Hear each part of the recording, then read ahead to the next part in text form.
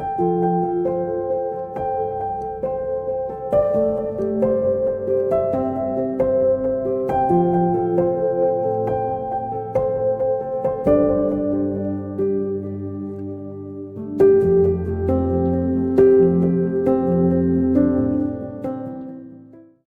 hello, my name is Edmund Cunha, and I work with my group in the MSc Mitochondrial Biology unit of the University of Cambridge.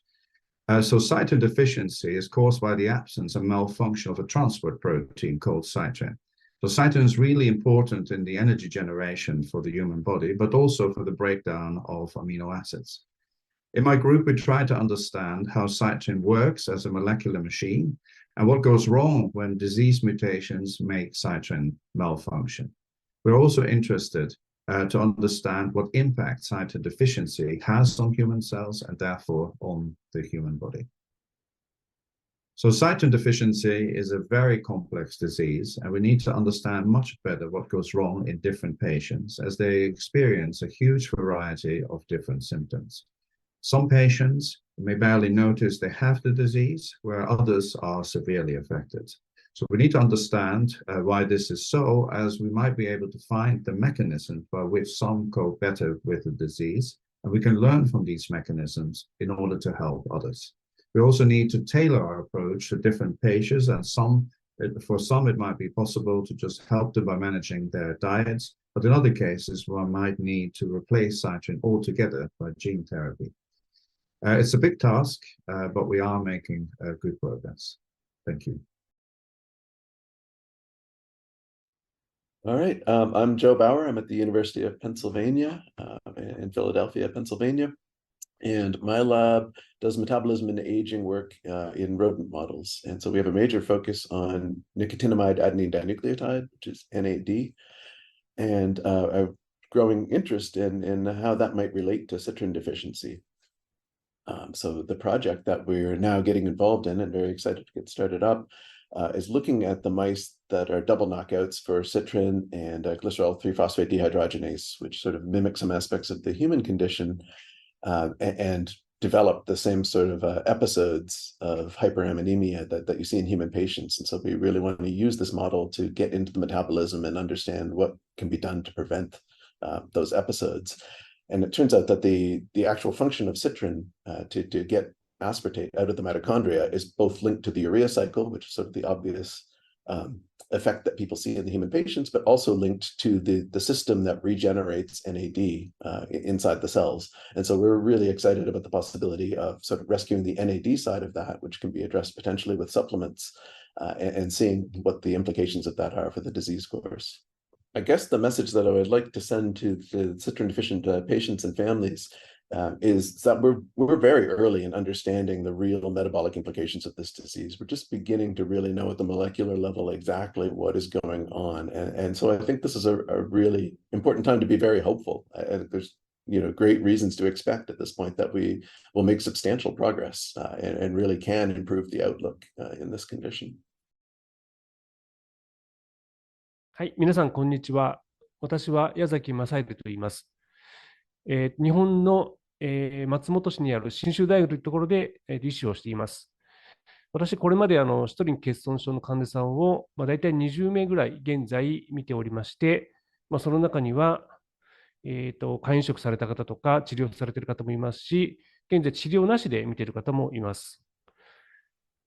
財団が我々にしていただけることは非常にありがたくて、非常に患者さん目線でサポートしてくるので、私はこのままの体制でいいんじゃないかと思っております。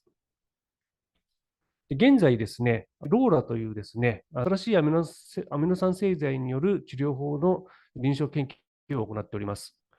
効果につきましては、現在まとめているところです。患者さんに対するメッセージですが、昔はですね、非常に治療が難しい病気だったんですが、病気もなかなか病態も分かってきまして、良い治療法もいくつか見つかってきております。ですので、患者さんは非常に安心されて、これからも過ごしていただければと思います。また、やってはいけない治療法もいくつか分かってきていますので、そういう点もいろいろ皆さんに情報提供できたらなと思っております。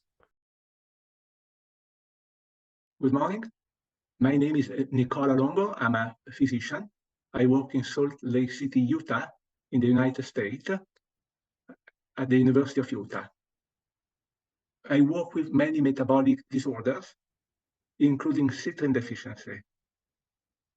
And I became interested in citrine deficiency a few years ago when I started having my first patient identified with this condition by newborn screening. And I realized that there are patients that are probably undiagnosed, at least here in the United States. Early diagnosis, I believe, is very important for this condition because one can prevent sequelae from this condition to show up early and later in life. I have a total of 3 patients under my management, which is just a few compared to many centers in Asia. And that creates difficulty that are peculiar to our place.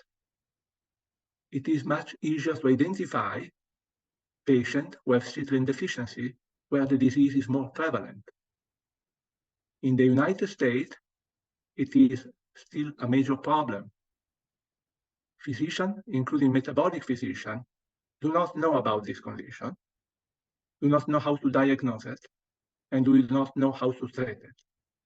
And that is why I think that more awareness is necessary, at least in parts of the world where citrine deficiency is relatively rare.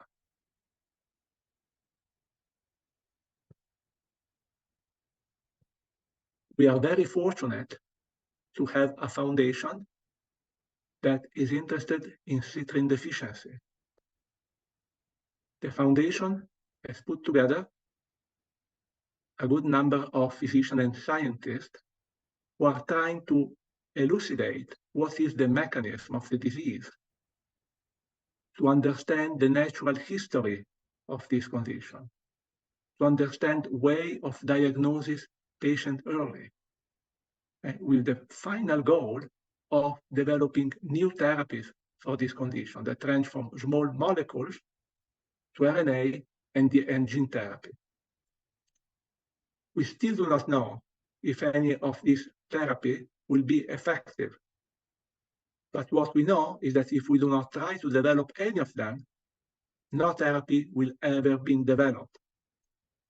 We need the collaboration between families, patients, physicians, and scientists to advance the field of citrine deficiency.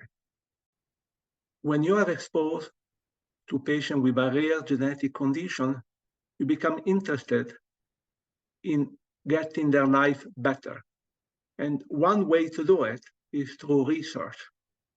I don't have a ton of research experience in the field of citrine deficiency.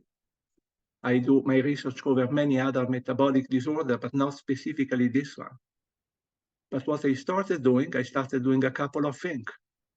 Number one, trying to identify biomarker in newborn screening blood spot that can facilitate the diagnosis of citrine deficiency where this condition is rare. And obviously, one has to identify something that allows a proper diagnosis and immediate confirmation. The second type of research that I'm starting is trying to understand how gene expression in cells from patients with citrine deficiency change with different exposure to sugars or other molecules that trigger the decompensation in patients with citrine deficiency. My hope is, first of all, to identify patients early, but the second thing, to try to identify pathways that can be stimulated to bypass the lack of citrine in patients who have this condition. My name is Georgios Makris, and I'm currently working as a postdoctoral researcher at the Children's University Hospital, Zurich, Switzerland, one of the leading centers of pediatric and youth medicine in Europe. Here at the Division of Metabolism, together with our international partners and collaborators, we share a passion for the study of rare genetic conditions, of course, including citrine deficiency. Currently, we're investigating, developing, and characterizing relevant hepatic cellular models for better understanding this disorder. Using these models, we hope not only to explore disease manifestation in patients, but also to pave the way for preclinical testing in novel therapies.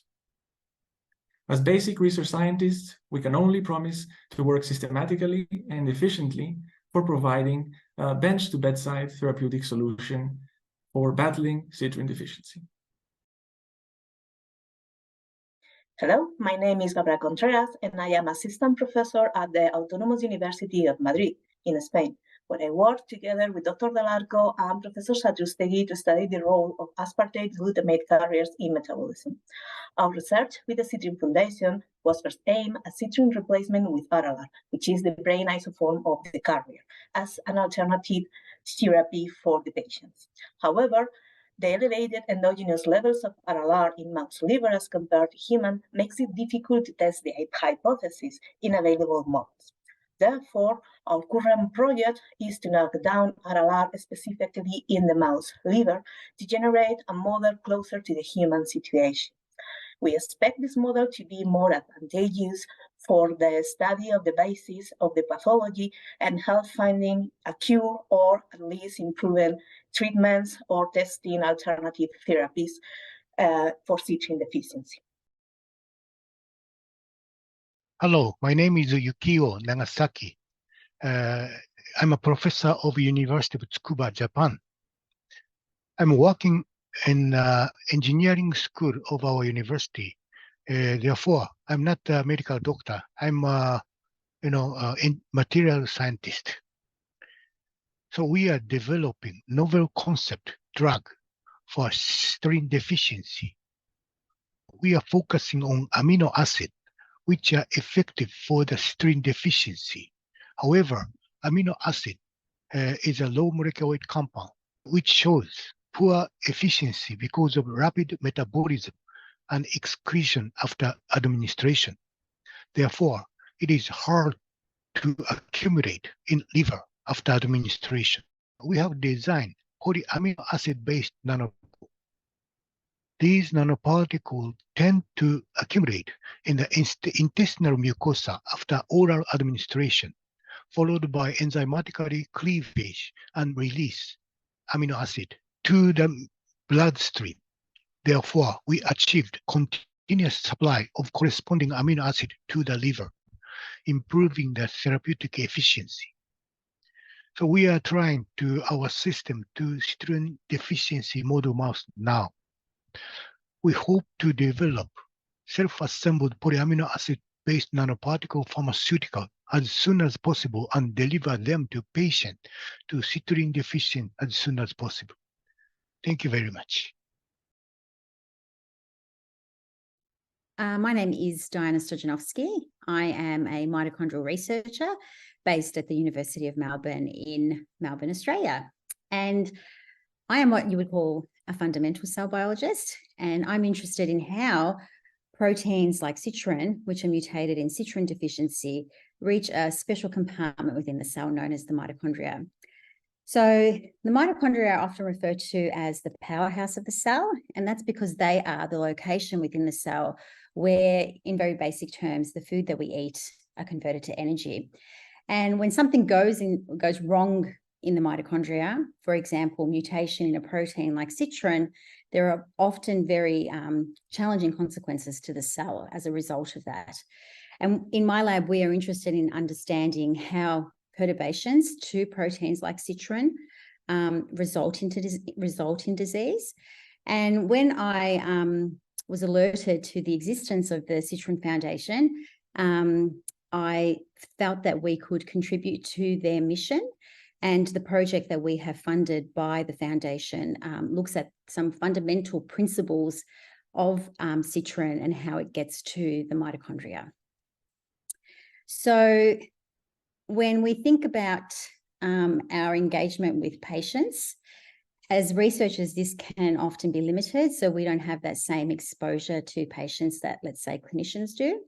But I'd like to let the patients know that even as a researcher, they are always at the forefront of our minds and they drive our research. As a researcher, all you want is for your project to have impact in the world.